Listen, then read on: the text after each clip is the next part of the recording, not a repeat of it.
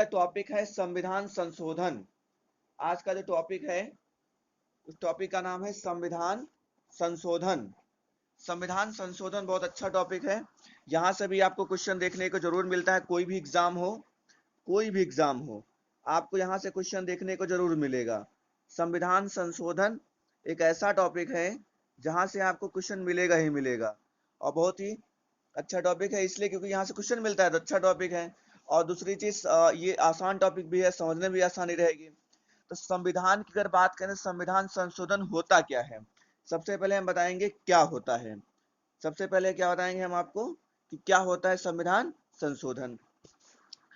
तो देखिए संशोधन का मतलब क्या है, जो संविधान में जो संविधान में परिवर्तन किया जाए, जो संविधान में परिवर्तन किया जाए।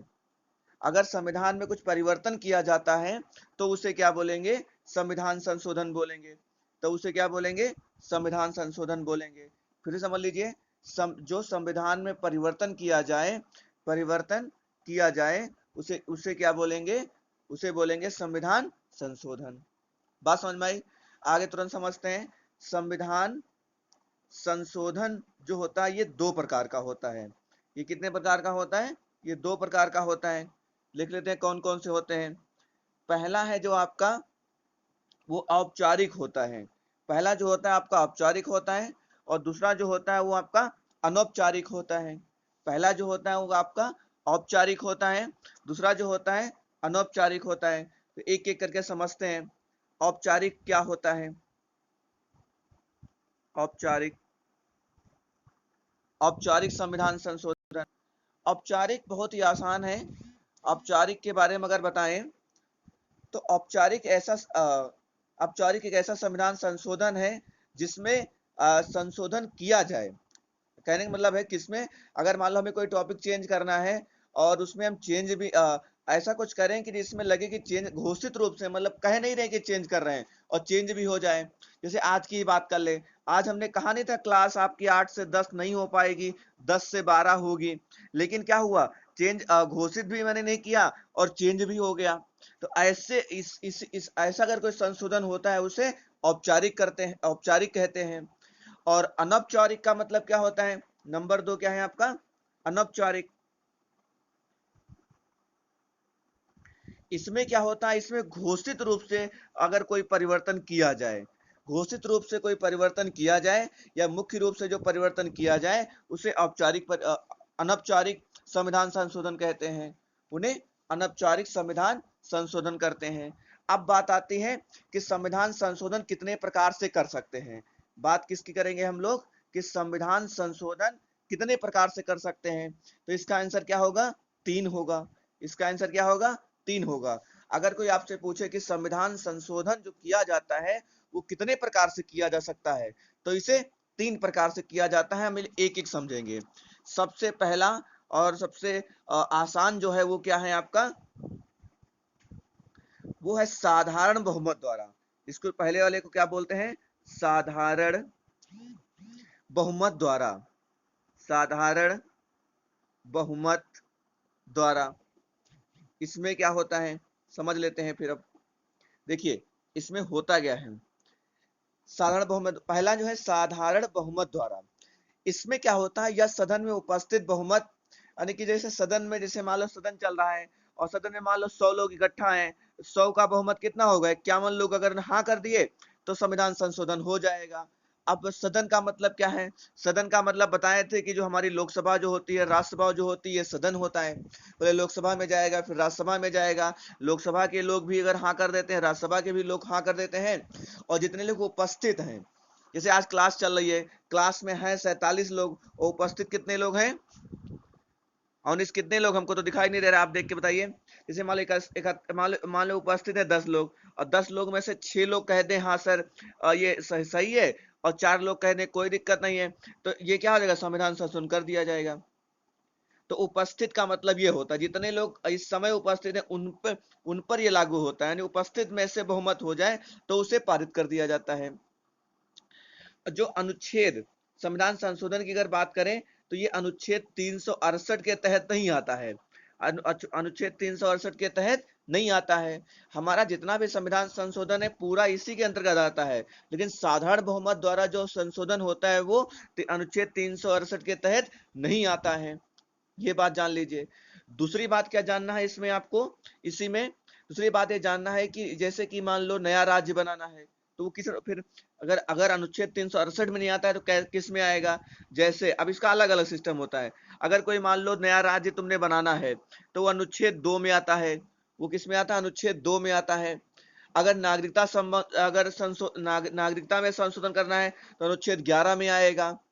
लोगों मतलब राज्यपाल, राष्ट्रपति, उपराष्ट्रपति जो सैलरी होती है वो भी अनुच्छेद 2 में होती है। तो इस तरीके से ये पहला आपका संविधान संशोधन था। अब बात करेंगे संविधान संशोधन नंबर 2। संशोधन 2 इसे क्या बोलते हैं? इसे बोलते हैं विशेष बहुमत द्वारा संशोधन। इसे क्या बोलते हैं? विशेष बहुमत। विशेष बहुमत होनी चाहिए। अब देखिए ये थोड़ा सा टफ है, उसको अगर बात करें वो थोड़ा आसान था, ये थोड़ा सा टफ है। अगर इसकी बात करें तो ये अनुच्छेद 368 के तहत आता है। ये क्या होता है? अनुच्छेद 368 के तहत आता है। दूसरी चीज है, इसमें क्या होता है? कुल सदस्य का बहुमत और उपस्थित करने वालों का मतदान। अब जो कुल सदस्य होते हैं इसमें देखो ध्यान दीजिएगा, कुल का मतलब जैसे 552 सदस्य हैं, 543 का चुनाव होता है, तो जितने लोग कुल है कुल का बहुमत होना जरूरी है। इसमें ये नहीं कि आज 2 लोग नहीं आए तो उनका नहीं, उनको बुलाना पड़ेगा, उनको भी वोटिंग देने का अधिकार है, उनको भी बुलाना पड़ेगा। कुल का बहुमत होना चाहिए। अगर उपस्थित की बात करें, अगर उपस्थित में देखा जाए तो 2/3 मतलब 2 से ज्यादा, 2/3 का मतलब हो गया 75%, लगभग 75% लोग अगर हाँ करेंगे तभी विशेष बहुमत के द्वारा संविधान में संशोधन हो पाएगा, अदरवाइज नहीं हो पाएगा। बात समझ पाएंगे?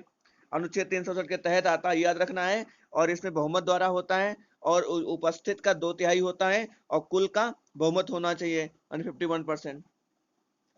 तीसरा और आखिरी प्रकार क्या है? तीसरा प्रकार क्या है? तीसरे में बताया गया विशेष बहुमत राज्यों का समर्थन भी होना चाहिए। यानी विशेष बहुमत के साथ साथ में क्या हो, यानी विशेष तो करना ही करना है, प्लस आपको इसको राज्यों से भी संशोधन कराना पड़ेगा। जब विशेष बहुमत द्वारा आपका पारित होना चाहिए और राज्यों के द्वारा पारित हो, तब जाकर के ये विशेष बहुमत द्वारा ये पारित हो पाएगा। ये कहीं ना कहीं क्या होता है, इसका मतलब क्या निकल के आ रहा है? इसका मतलब क्या है? ये कठिन प्रक्रिया है। यह एक क्या है? कठिन प्रक्रिया है। बात समझे? दूसरी चीज अगर बात करें तो इसके भी अनुच्छेद अलग अलग आएंगे। इसके भी क्या आ जाएंगे? अनुच्छेद अलग अलग आएंगे। जैसे 54 की बात करें, एक समझ लेते हैं। 54 में क्या बताया गया है कि राष्ट्रपति का जो निर्वाचन होता है उसमें अगर संशोधन करना है तो अनुच्छेद 54 में बताया गया है। अगर मान लो कार्यपालिका की शक्ति का विस्तार करना है, कार्यपालिका की शक्ति को और बढ़ाना है, तो वो अनुच्छेद 63 में बताया गया है कार्यपालिका के बारे में। इस तरीके से विशेष और प्लस राज्यों में जब संशोधन करेंगे जाकर के, तब राज्य भी इसका समर्थन करेंगे, तब जाकर के तीसरे प्रकार से संशोधन हो पाएगा। ये तो बात हो गई प्रकार। अब हम विशेष बातें बताते हैं। विशेष बातें का मतलब संशोधन, संविधान संशोधन जो हमारा टॉपिक चल रहा था, संविधान संशोधन, उसके बारे में विशेष पॉइंट्स कौन कौन से हो सकते हैं। तो पहली बात जान लीजिए, हमारा जो ये अनुच्छेद 368 के तहत आता है, ये तो आप समझ ही गए, दोबारा बता दिया मैंने। ये लिया कहाँ से गया है? ये हमारे दक्षिण अफ्रीका से लिया गया है। यानी जो हमारा ये संविधान संशोधन है ये किस देश से लिया गया है? दक्षिण अफ्रीका से लिया गया है। पहली बात ये जान लीजिए। और दूसरी चीज और जान लीजिए आप कि अगर इस अनुच्छेद की बात करें, अनुच्छेद 368 की बात करें, तो इसमें भी 3 बार संशोधन किया जा चुका है। इसमें भी क्या हो चुका है? 3 बार संशोधन किया जा चुका है। इसमें भी 3 बार संशोधन किया जा चुका है। कब किया गया था? ये था 42वां संविधान संशोधन। 42वां संविधान संशोधन था, जो कि सबसे बड़ा संविधान संशोधन है। इसे लघु संविधान भी कहा जाता है। लघु संविधान भी कहा जाता है। ये कब की बात है? 1976 की बात है। 1976 की बात है। इतनी बात समझ पाए? आगे बात करते हैं, इसको इरेज कर देते हैं, आप लोग वीडियो रोक करके अपना नोट कर लीजिएगा बाद में, ठीक है। और देखते हैं, और इसी में अगर समझा आपको बताना चाहें तो इसमें आप समझ लीजिए प्रथम संविधान संशोधन कौन कब हुआ था। अब मैंने इतनी देर से बता रहा संविधान संशोधन अब तक अगर बात किया जाए, जो आंकड़े प्राप्त है उनके अनुसार बात किया जाए तो 104 बार संशोधन किया जा चुका है। पहली बार कब किया गया था? पहली बार किया गया था 1951 में। अंतिम बार कब किया गया है? अंतिम बार अभी किया गया है 2019 में किया गया है, यानी लास्ट में किया गया है अभी। पहली बार कब किया गया था? 1951 में किया गया था। अंतिम बार कब किया गया? अभी अभी किया गया है, 2019 में किया गया है। तीन बातें समझ पाए? अब तक 104 बार किया जा चुका है। पहली बार 1951 में किया गया था, 2019 में लास्ट बार किया गया है। और जान लीजिए कि जब पहली बार किया गया था तो किससे संबंधित था? पहली बार जब किया गया था किससे संबंधित था? एक बार फिर से बता देते हैं, इसको इरेज कर देते हैं अच्छे से।